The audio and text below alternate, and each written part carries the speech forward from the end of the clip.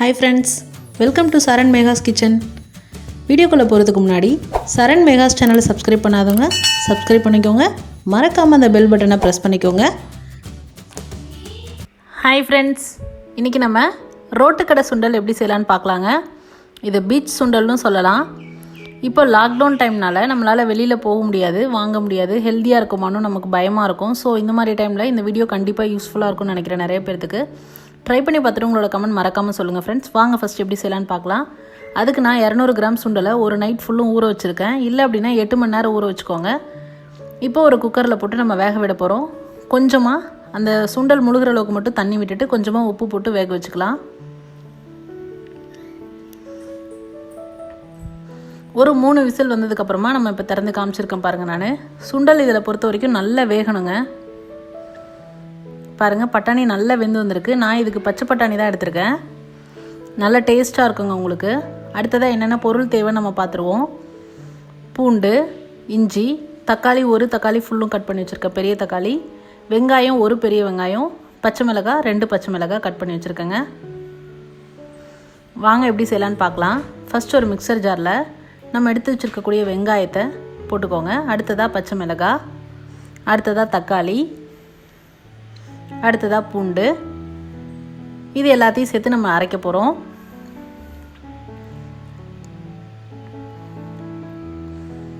பாருங்கள், இந்த மாதிரி பேஸ்ட் போல் ரொம்ப நைஸாகவும் இல்லாமல் கொஞ்சம் திரியாக அரைச்சி எடுத்துக்கோங்க. அடுத்ததாக ஒரு கடாயில் கொஞ்சமாக எண்ணெய் விட்டுக்கோங்க. எண்ணெய் சூடானதும் கருவேப்பிலை, நம்ம அரைச்சி வச்சுருக்கக்கூடிய பேஸ்ட்டுங்க. ரொம்ப ஈஸியாக செஞ்சிடலாம், ரொம்ப சீக்கிரமாகவும் செஞ்சிடலாம், ரொம்ப டேஸ்ட்டாக இருக்குங்க. நீங்கள் இதே மாதிரி இன்க்ரீடியன்ஸ் போட்டு ட்ரை பண்ணி பாருங்கள்.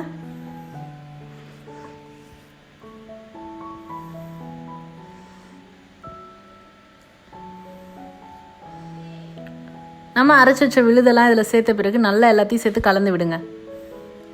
இப்போ கொஞ்சமாக உப்பு, நம்ம ஏற்கனவே சுண்டல் வேகும் போது கொஞ்சமாக உப்பு சேர்த்துருக்கோம், அதனால் பார்த்து போட்டுக்கோங்க.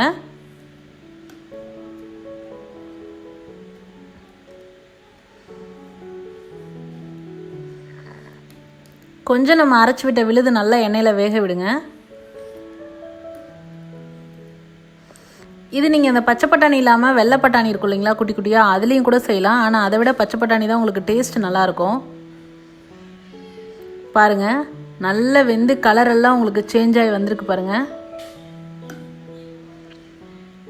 நீங்கள் மோஸ்ட்லி இதை வந்து நான்ஸ்டிக் கடாயில் செஞ்சீங்க அப்படின்னா கொஞ்சம் ஈஸியாக இருக்குங்க, அடிப்பிடிக்காமல் இருக்கும் உங்களுக்கு. அடுத்ததாக மசாலா என்னென்ன போட போகிறோம் நம்ம சேர்த்துக்கலாம். கொஞ்சமாக மஞ்சள் தூள், காரத்துக்கேற்ப தனி மிளகாய் தூள், நான் வந்து 1 ஸ்பூன் தனி மிளகாய் தூள் சேர்த்துருக்கேங்க. அதுக்கப்புறமா மல்லித்தூள், மல்லித்தூள் பார்த்திங்கன்னா 1 டேபிள் ஸ்பூன் சேர்த்துருக்கேங்க. கொஞ்சமாக கரம் மசாலா, இது எல்லாத்தையும் சேர்த்து நல்லா கிளறி விடுங்க. மசாலா பச்சை வாசனை போகிற அளவுக்கு கிளறிக்கோங்க.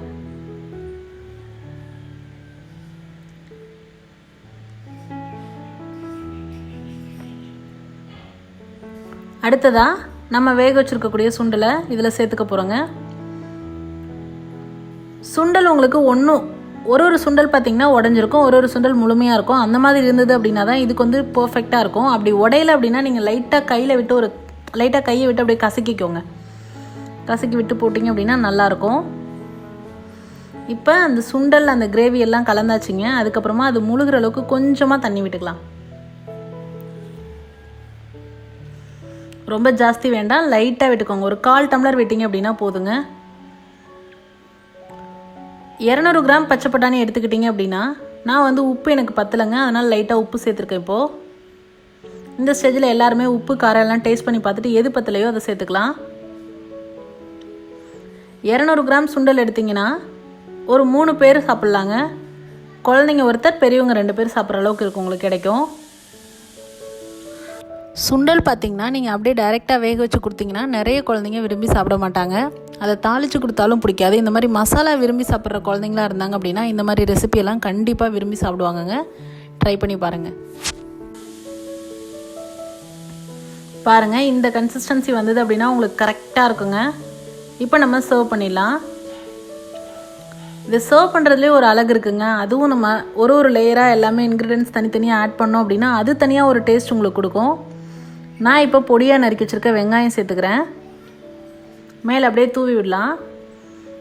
அடுத்ததாக கொத்தமல்லி கீரை. ஒரு சிலருக்கு வெங்காயம் பார்த்திங்கன்னா நிறைய வெங்காயம் இதில் சேர்த்தா பிடிக்கும், பச்சை வெங்காயம். ஸோ உங்கள் டேஸ்ட்டுக்கு ஏற்ற மாதிரி மேலே தூவி விட்டுக்கோங்க. அடுத்ததாக நான் ஓமப்பொடி தூவி விட்டுருக்கேங்க. உங்களுக்கு இந்த இடத்துல ஓமப்பொடி, மசால் வடை பொடியாக பொடிச்சிட்டு இதை தூவி விடலாம். அடுத்தது மிக்சர் போடலாம், காரா பூந்தி போடலாம். உங்களுக்கு எந்த ஃப்ளேவர் எப்படி போட்டால் பிடிக்குமோ அந்த மாதிரி போட்டு நீங்கள் சர்வ் பண்ணி கொடுக்கலாங்க. ரொம்ப சுவையாக இருக்கும்.